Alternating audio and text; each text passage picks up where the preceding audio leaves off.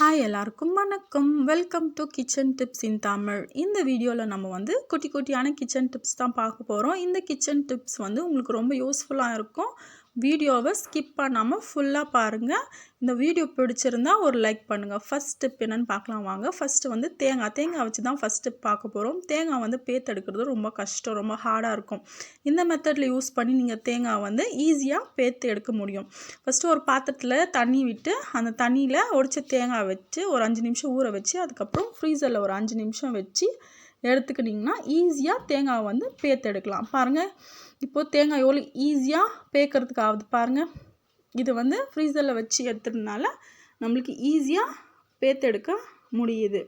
தேங்காய் இந்த மாதிரி மெத்தடில் நீங்கள் பேத்தெடுக்கும் போது உங்களுக்கு கஷ்டம் இல்லாத இருக்கும், டைமும் சேவ் ஆகும். இந்த மாதிரி பேத்து நீங்கள் டிஃபன் பாக்ஸில் இல்லை ஏதாவது ஒரு பாக்ஸில் போட்டு ஃப்ரிட்ஜில் ஸ்டோர் பண்ணி வச்சு யூஸ் பண்ணிக்கலாம். நெக்ஸ்ட் ஸ்டெப் வந்து கொத்தமல்லி, கருவேப்பிலை, புதினா மற்றும் பச்சை மிளகா. இந்த 4 வச்சு தான் இந்த டிப்ஸ் இருக்குது. இந்த பாக்ஸ் பார்க்குறீங்க இல்லையா, இந்த பாக்ஸ் வந்து மீஷோவில் தான் ஆர்டர் பண்ணேன். Buy 1 get 1.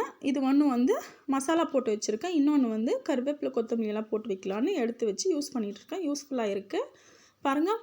நம்ம வந்து கருவேப்பிலையை வந்து இலை மட்டும் பறித்து ஒரு சைடில் போட்டு வச்சுக்கலாம். எவ்வளோ முடியுதோ அவ்வளோ பறித்து வச்சுக்கலாம். மீதி இருக்கிறத வந்து இந்த மாதிரி காம்போடு நம்ம வந்து வேறு பாக்ஸில் போட்டு ஸ்டோர் பண்ணி வச்சுக்கலாம். இந்த மாதிரி பறித்து வச்சுருக்க இலை வந்து ரொம்ப நாளைக்கு வந்து இருக்காது, சீக்கிரமாக அழுகி போயிடும். அதனால் இந்த மாதிரி குச்சியோடு வச்சு யூஸ் பண்ணிங்கன்னா இது ரொம்ப நாளைக்கு இருக்கும். இது வந்து காலியானதுக்கப்புறம் மறுபடியும் அதே மாதிரி பறித்து அதில் போட்டு ஸ்டோர் பண்ணி வச்சுக்கலாம்.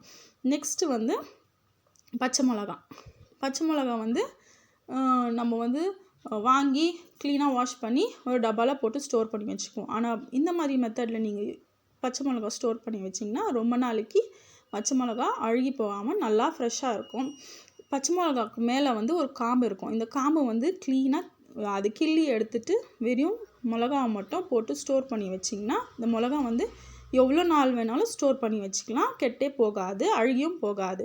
இப்போ நெக்ஸ்ட்டு கொத்தமல்லியை வந்து நல்லா க்ளீன் பண்ணி வாஷ் பண்ணி எடுத்து வச்சு இந்த மாதிரி குட்டி குட்டியாக கட் பண்ணி நம்ம சமையலுக்கு எப்படி யூஸ் பண்ணுவோம் அந்த மாதிரி குட்டி குட்டியாக கட் பண்ணி இதுவும் ஒரு ரேக்கில் போட்டு ஸ்டோர் பண்ணி வச்சுக்கிட்டா நம்ம கிச்சனில் சமையல் பண்ணும்போது யூஸ்ஃபுல்லாக இருக்கும். நம்ம கொத்தமல்லி அந்த மாதிரி அந்த டைமில் வந்து க்ளீன் பண்ணிவிட்டு கட் பண்ணி வாஷ் பண்ணி யூஸ் பண்ணுறதுக்கு டைம் ஆகும். இந்த மாதிரி நம்ம க்ளீன் பண்ணி கட் பண்ணி வாஷ் பண்ணி வச்சோன்னு வைங்களேன், டைமும் சேவ் ஆகும், உங்களுக்கு ஈஸியாகவும் இருக்கும். இந்த மெத்தடாக இதுவும் ஒரு டிப். நெக்ஸ்ட்டு வந்து புதினா வந்து இலையை வந்து மட்டும் பறித்து நம்ம ஸ்டோர் பண்ணி வச்சுருக்கலாம்.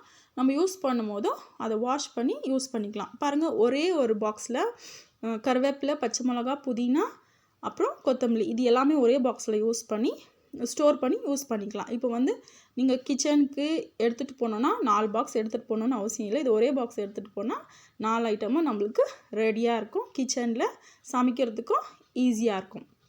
இப்போ நெக்ஸ்ட்டு வந்து நம்ம மிச்சம் இருக்கிற புதினா கொத்தமல்லியை வந்து க்ளீன் பண்ணி ஒரு பாக்ஸில் தனியாக போட்டு வச்சுக்க போகிறோம். இப்போ புதினா கம்மியாக இருக்கிறதுனால புதினா கொத்தமல்லி ரெண்டுமே ஒரே பாக்ஸில் போட்டு வச்சுக்க போகிறோம். புதினா வந்து கீழே அந்த வேர் மட்டும் கிள்ளிட்டு க்ளீன் பண்ணி அந்த பாக்ஸில் எடுத்து வச்சுக்கினா போதும். நெக்ஸ்ட்டு நம்ம ஃபில் பண்ணி வச்சுருக்கிற பாக்ஸில் காலியானதுக்கப்புறம் மறுபடியும் இந்த இலையை பறித்து அந்த பாக்ஸில் போட்டு ஃபில் பண்ணி யூஸ் பண்ணிக்கலாம். அதே மாதிரி கொத்தமல்லி வந்து க்ளீனாக இருந்துச்சுன்னா ஒன்றும் ப்ராப்ளம் இல்லை, சும்மா அப்படி கிள்ளி எடுத்து வச்சுக்கலாம். இது வந்து கொத்தமல்லி வந்து மண்ணாக இருக்குது, வேரெல்லாம் மண்ணாக இருக்கிறதுனால என்ன பண்ணலாம், க்ளீனாக அரேஞ்ச் பண்ணிவிட்டு அந்த வேரை மட்டும் தனியாக கட் பண்ணி எடுத்து வச்சுட்டு அந்த கொத்தமல்லியை அந்த பாக்ஸில் போட்டு ஸ்டோர் பண்ணி வச்சுக்கலாம். இப்போ வேணுன்ற போது அந்த பாக்ஸில் காலி ஆகிடுச்சுன்னா நம்ம ஸ்டோர் பண்ணி வச்சுருக்கியா, அந்த பாக்ஸில் காலி ஆகிடுச்சுன்னா மறுபடியும் அதே மாதிரி வாஷ் பண்ணி கட் பண்ணி அதில் போட்டு ஸ்டோர் பண்ணி வச்சு யூஸ் பண்ணிக்கலாம். இந்த டிப்ஸ் உங்களுக்கு யூஸ்ஃபுல்லாக இருக்கும்னு நினைக்கிறேன். இந்த டிப்ஸ் உங்களுக்கு பிடிச்சிருந்தா நம்ம சேனலை சப்ஸ்கிரைப் பண்ணுங்கள்.